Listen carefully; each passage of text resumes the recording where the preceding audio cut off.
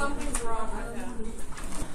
All right. So the reason that I think this was a good one to go over is because it has a secant in it, which is not the easiest thing in the world to plug into your calculator. A lot of us probably forgot how to do that. And because setting up the window to find where these two cross can be kind of iffy. So anyone remember how to plug in secant? It's 1 divided by cos, yeah. So we're going to do 1 divided by cos. And if you wanted to use the fraction function to type that in, that's fine. Or you don't have to use it, it doesn't matter. Pi x divided by 4. And we just type tan, pi x divided by 4. And then this one is it's a linear graph with just a weird slope is all that's happening. The slope is root 2 minus 4.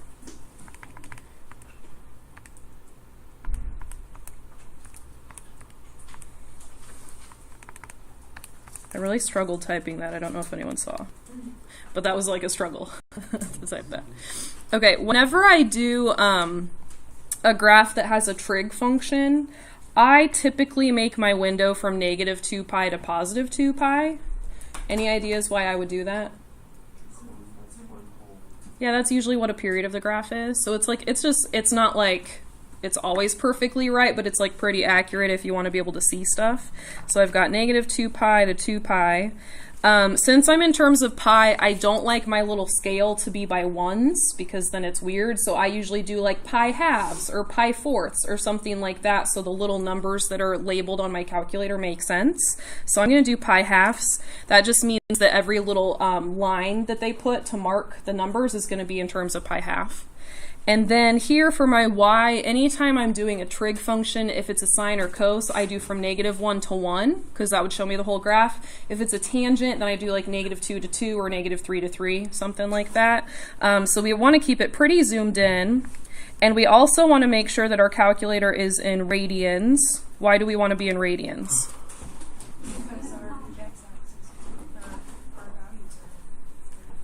It's more specific than that. We talked about this a little while ago. I had an exciting thing to share with you guys about this. You remember? Because you have to change it to for the antiderivative. Yeah, our derivative rules, the ones we have learned, are radian specific. So in this class, we always do radians because we've never learned the derivatives for degrees. So for us, they have to be in radians no matter the problem. Even if degrees makes more sense, we always do radians because that's what we know. Okay.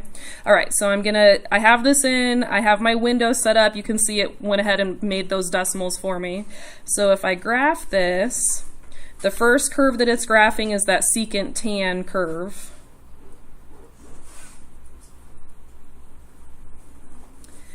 So these are all our secant tan curves. They look like they've got asymptotes in there. And then that's our straight line curve. So I can see that the two cross right here. And I can see that if I'm finding the area between the curves and x equals 0 is the y-axis, then that means that I'm looking for this intersection right here, and the area that I have is this area right here.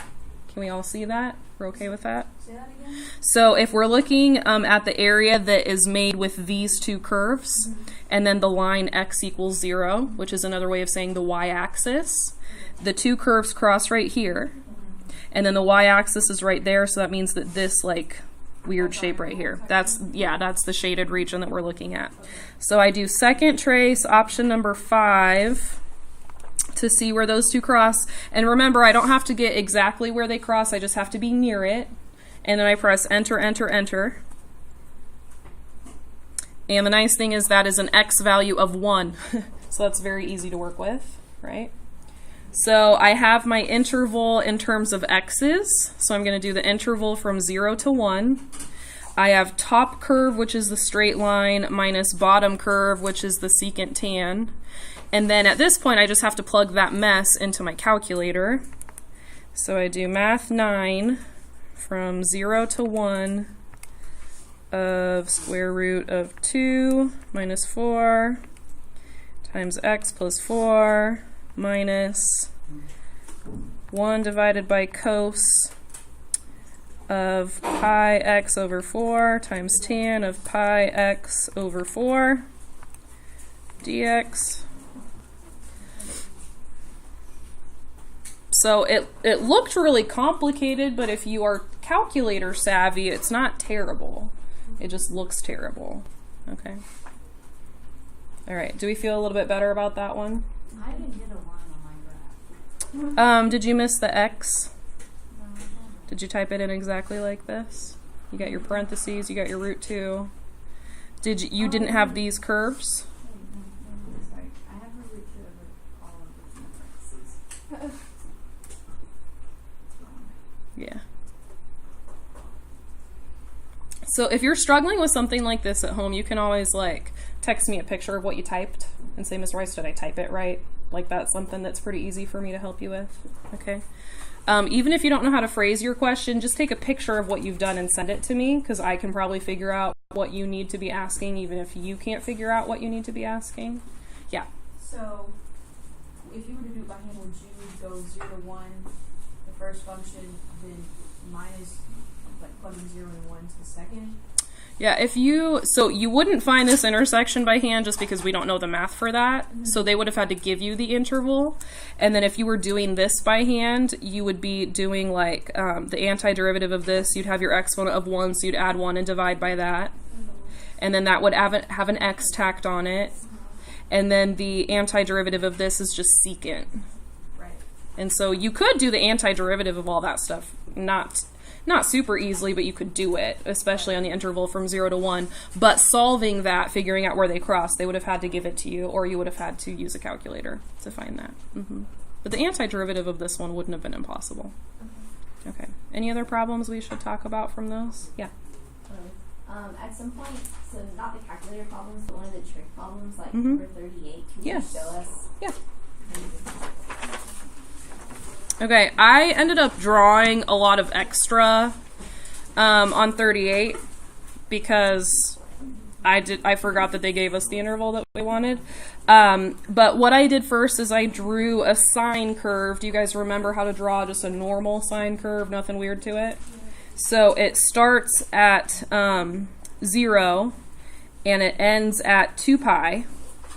So 2 pi would have been over here. And it goes up to 1 and then it hits pi and then it goes down to 1 and it comes back up. So what I did, since I knew my interval was pretty big, I only drew half of the sine curve. And so the part of my graph that is the sine curve is this part right here. That's my sine curve. And the part that you might have forgotten is how to graph cos of 2x. And cos of 2x, like cos of x, has a period of 2 pi. Cos of 2x has a period of pi. So instead of the graph going from 0 to 2 pi, it just goes from 0 to pi. So you can see that for the cos graph, I started at 1 at 0, and I ended up at 1 at pi. And I dipped down to -1 in between. So this right here is my cos curve, and that's because it has a 2x instead of just an x. It cut the graph horizontally in half. And then over here, you can see what I did to see where they equaled each other. I set them equal.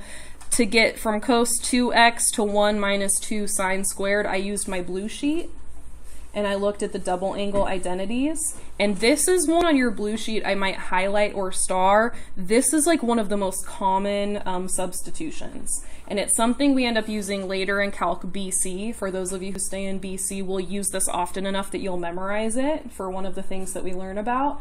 But cos 2x specifically, not sine 2x, not tan 2x, just cos 2x. It has 3 different substitutions you can make, and the one with just sine and the one with just cos is fairly common.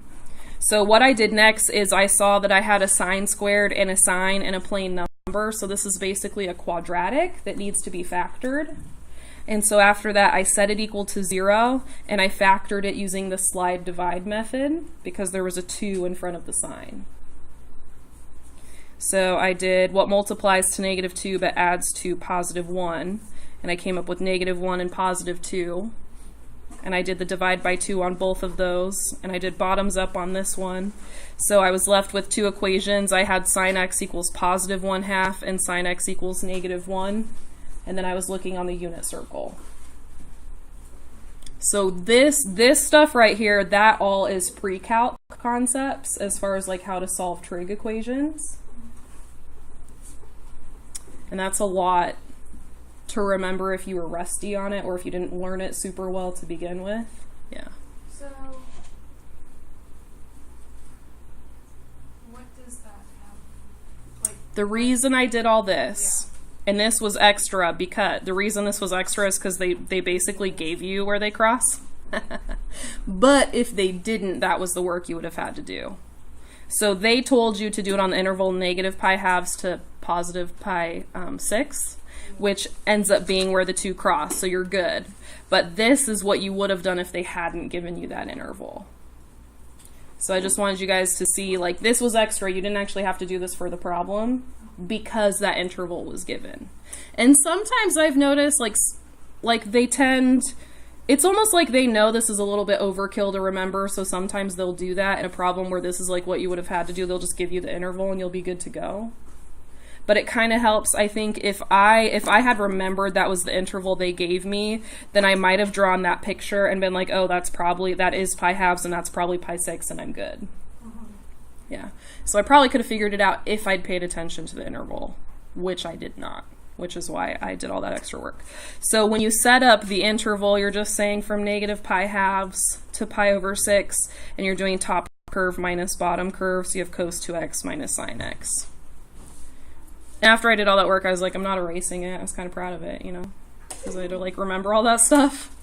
So when I was doing it, I was like, go, Miss Rice, go! You're awesome! This is the best! Merry Christmas! You know, anyway, okay. So, I know that for number 38 you did the use substitution. Mm-hmm. We have problems like that? Do we always have to do use substitution to get the right answer? It's, so with this problem, because that's a 2x, you have to for that part. Just because of the 2. If it was just cos x minus sine x, you would have been fine. Because you have an inside? Mm-hmm. Because you have an inside. Yeah. So typically with U substitution, now this is not always, this is like 99% of the time. With U substitution, you know that you need a U if you have an inside. Typically. So since I have an inside, I know that I had to use a U. Yeah. You didn't do it with the other part of the problem because there was just nothing inside. It was just, yeah, it was a plain sine. Why did you split them up? Because there's 2 different functions. I split them up because I was using my my properties of integral, so I knew that these two didn't have to be connected; they could be separated. And since I knew I had to use a U substitution on this one, I just went ahead and I moved this one over here so it wouldn't confuse me. You technically could like keep it as one and do U substitution to one part and not the other part, but even like when I did everything in terms of U, my integral, like the interval was different on it. And so I just didn't want to confuse myself. I just split them and dealt with them separately. Which is something that you can do if a problem's like messing with you because it has too many parts. You can like split up the different parts and work with them separately, and sometimes that makes it easier to handle. Yeah.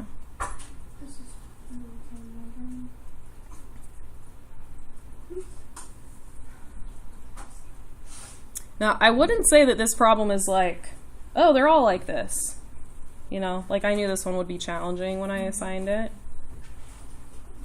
But the more you see these challenging ones, the easier they get. Because you'll be like, oh, I've seen that before. Any other questions on this part right here? So one strategy to take something that's kind of complicated and simplify it is to break it up in those parts. Because these individual parts to integrate were not hard when you think of them separately. It just took a while. This for the AP exam, and we didn't have to simplify it all, or would we stop? If this were the AP exam, I would have stopped right here. Yeah, just typically you get to the part where you plug in the number, and then you stop. You don't evaluate the number, you just plug it in and call it good. Okay. All right, any other questions on that? Okay. Let's go ahead and get that assignment turned in.